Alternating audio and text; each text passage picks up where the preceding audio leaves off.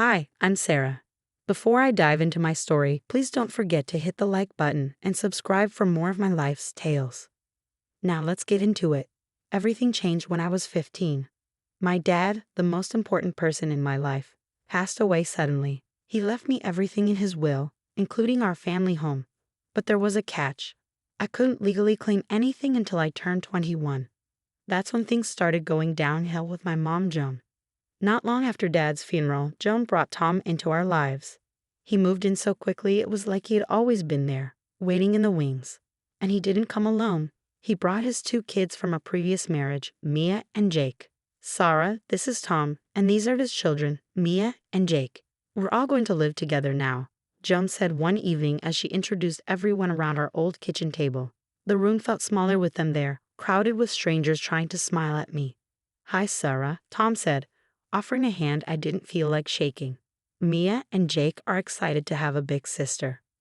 Mia, about 13, gave me a timid wave, and Jake, a year younger, just nodded, busy munching on a cookie. I tried to smile back, but it felt like I was wearing a mask. As days turned into weeks, Joan's attention shifted more towards Tom and his kids. It started with small things, like Joan asking me to change my study time so Tom could watch TV in the living room. Sarah, could you maybe study in your room tonight? Tom wants to catch the game, and he likes watching it on the big screen, Joan suggested one evening, not meeting my eyes. Sure, it wasn't a big deal at first, but then it became routine. My presence felt like an inconvenience in my own house. Then came my 16th birthday. Instead of our usual celebration, Joan organized a small, quiet dinner, overshadowed by Tom's big promotion party the following weekend. Sarah, we thought we'd keep it low-key this year, with everything going on, Joan explained, avoiding my gaze as she set the table. The everything seemed to only include Tom's needs. Things escalated when Tom's idea of discipline clashed with the freedom I was used to. Sarah, your mother tells me you were out past curfew last night. Tom confronted me one evening as I entered the kitchen for a glass of water. Yeah, I was studying at a friend's, I replied, feeling the heat rise in my cheeks. Well, we need rules to maintain order. Your mom agrees that a stricter curfew is reasonable, Tom asserted, his tone final. The discussions turned into arguments, and my objections were met with cold stares from Joan and disapproving shakes from Tom. I just think it's unfair. Dad never. Sarah, Tom is just trying to help. We're a family now, and you need to start seeing him as part of it. Joan cut me off one night at dinner, her voice sharper than I remembered it ever being toward me. Feeling isolated and sidelined, my home didn't feel like mine anymore. My relationship with Joan suffered the most. It felt like she had chosen Tom and his kids over her own daughter. My once warm and inviting home turned cold and unfamiliar, filled with the constant reminder that I was the odd one out. This story isn't just about a house or an inheritance. It's about finding where you truly belong and standing up for yourself, even if it means standing alone. Stay tuned for how this journey unfolds. Thanks for listening, and don't forget to like and subscribe for more updates. The air at home got thicker each day, like a storm was always about to break. Tom's rules multiplied, each one seeming to squeeze a bit more of my space away. The dinner table, once a place of laughter and shared stories, had become a battleground. You're not going out tonight, Sarah. We're having a family game night, and it's important for you to be there, Tom stated as he dealt cards to Mia and Jake. But I've had plans with Sarah for weeks. It's her birthday party, I protested, feeling my frustration bubble up. Family comes first, Sarah. You need to start prioritizing this family over your friends, Joan chimed in, her voice cold and distant. I sat down reluctantly, tossing a quick text to Sarah to apologize. The games felt forced, the laughter hollow. I couldn't shake the feeling of being an outsider in my own home. As I turned 17, things worsened. One evening, I came home to find my room rearranged. Tom stood in the doorway, a satisfied look on his face. We needed to move some of your things around to make room for Jake's new desk. He needs a quiet place to study. My room? Why couldn't he use the guest room? I asked, my voice shaking with anger. Sarah, we thought this would be the best solution. Jake feels very comfortable here, Joan explained, not meeting my eyes. But this is my room, my space, I argued, feeling the walls close in on me. It's just a room, Sarah. Don't be so dramatic. Tom scoffed, waving a dismissive hand as he left the room. The tension reached its peak one night when I returned late from a study group. Tom was waiting in the living room, his expression stormy. "It's past midnight, Sarah. This disrespect for our rules can't continue," he said sternly. I was studying, Tom. It's my senior year, and grades matter for college. I shot back, tired of having to defend my every move. "Joan and I have discussed it, and we think it's best if you find another place to stay, at least until you can respect the rules of this house." Tom delivered the final blow coldly, with Joan standing silently beside him. My heart sank. "You're kicking me out just like that?" "It's for the best. You need to learn some responsibility," Joan added, her voice void of the warmth it once held. I packed my bags, the weight of each item sinking deep into my soul. My grandparents, ever the sanctuary, took me in without a second thought. "Sarah, you're always welcome here.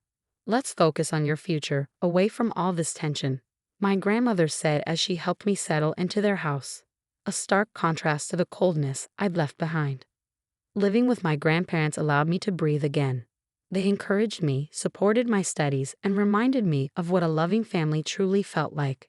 I poured my energy into school, determined to build a life that was truly mine, no longer overshadowed by Tom and Joan's oppressive presence. The day I moved in with my grandparents marked the start of something new, something better. Their home was filled with warmth and encouragement, a stark contrast to what I had been enduring. As I settled into this nurturing environment, I threw myself into my studies with renewed vigor. "Grades are just flying off the charts, Sarah. We knew you could do it," my grandfather would say every time I showed him my report card, his eyes twinkling with pride. Living there, I rediscovered parts of myself that had been buried under the stress at Joan and Tom's house. My grandparents nurtured not just my academic ambitions, but also my personal growth. They taught me how to manage finances, how to plan for the future, skills that Joan had overlooked in her rush to replace our family with Tom and his kids. "So, what's the plan after graduation?" my grandmother asked one evening as we sat down with tea, the garden's fresh air filling the room. "I've been thinking a lot about it. I want to go for my master's degree, and well, I want to start by reclaiming Dad's house. It's not just a building to me, it's where all my memories of him are," I confessed, feeling a mix of excitement and nervousness at the thought. "You know we'll support you in whatever you need, dear. That house is rightfully yours," she reassured me, gently squeezing my hand. With graduation approaching, I knew it was time to act. I contacted a lawyer, an old friend of my father's, to discuss my situation. "Sarah, since you're turning 21 soon, you have the full legal right to reclaim your father's property as per his will," the lawyer explained over the phone. "It's about time. I can't let Joan and Tom take away what Dad wanted me to have," I responded, determination firming my voice. "Just make sure you're ready for any resistance. It might not be a smooth transition," he cautioned. "Whatever it takes, I'm ready," I assured him, my resolve strengthening. Armed with legal advice and a plan, I began to prepare. I checked the property records, gathered all necessary documents, and even spoke to a real estate agent about the best way to handle the house once it was back in my hands. "Sarah, it's not just about getting the house back. Think about what you want to do with it. Renting it out could be a good income, especially with your plans for grad school," the agent suggested during one of our meetings. "That's exactly my plan. I want to renovate it first, make it mine again," I shared, feeling excited about the future for the first time in a long while. The day before my 21st birthday, I stood outside the house. It looked different, more imposing somehow, but it was still home. The home that my dad had left for me, the home that Joan and Tom had tried to steal under the guise of a happy family. Tomorrow I would step through those doors again, not just as Sarah, the ousted daughter, but as Sarah, the rightful owner. The thought was empowering. I was no longer that scared teenager pushed around and pushed out. I was ready to reclaim not just the house, but my life and my future. "Here's to new beginnings, right?" I muttered to myself, a smile spreading across my face as I turned away, ready for what was to come. The morning Joan and her family were due back from vacation was crisp, charged with anticipation. I had spent the previous 2 weeks overseeing contractors as they updated the house. The new locks were the final touch, a clear sign that things were changing.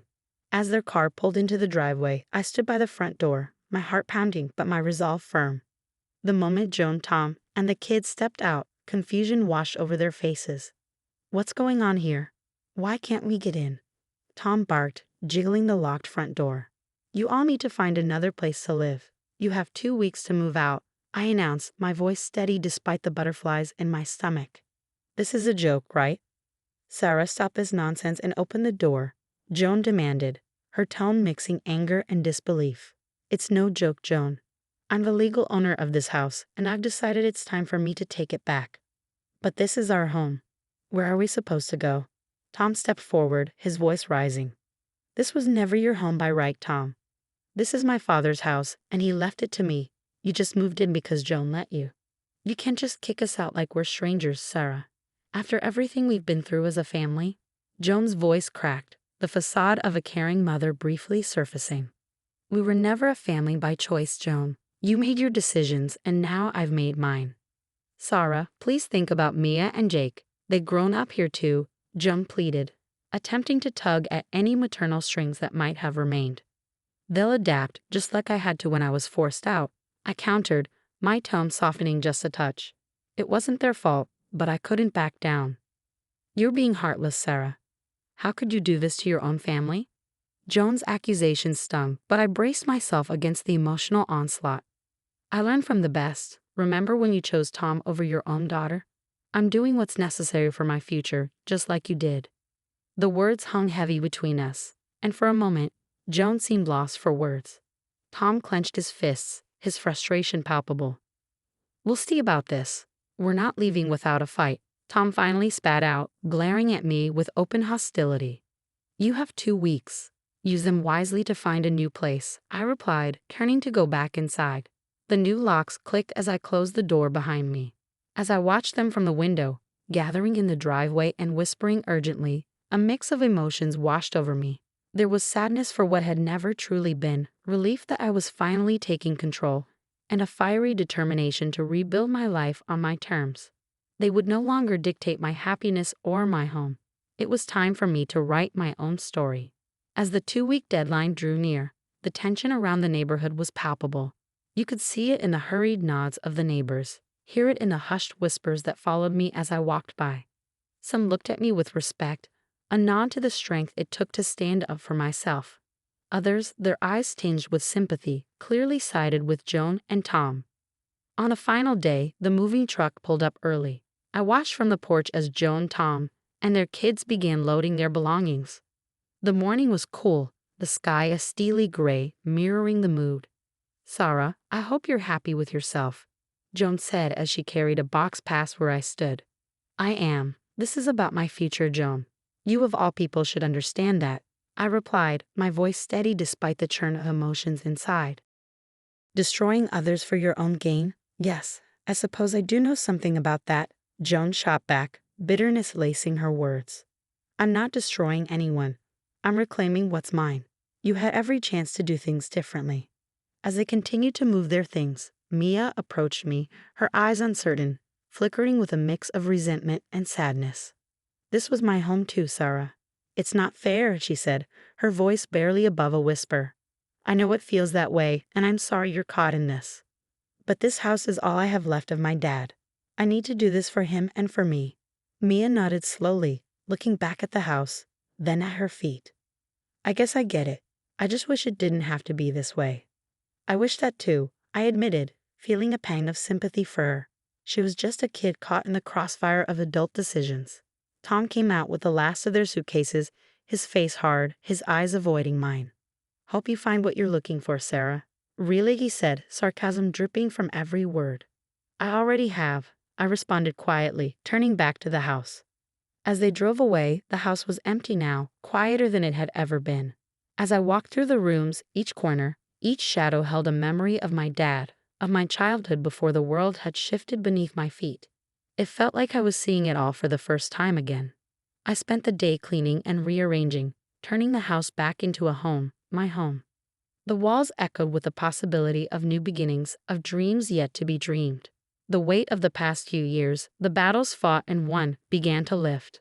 I was free from the toxicity that had once threatened to define my life.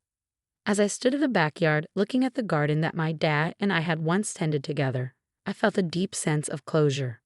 "I did it, Dad," I whispered into the wind, a smile breaking through. "We did it." And with that, I turned back toward the house, ready to step into a future that was entirely my own, forged from resilience and the courage to stand my ground. The bitterness and harsh judgments no longer mattered. I was home, and I was free. The story of Sarah reclaiming her life and her home has come to an end. Now I have a question for you all. Was Sarah justified in taking back her house and displacing her mother and Tom? Considering they had made it their home too, what would you have done in her place?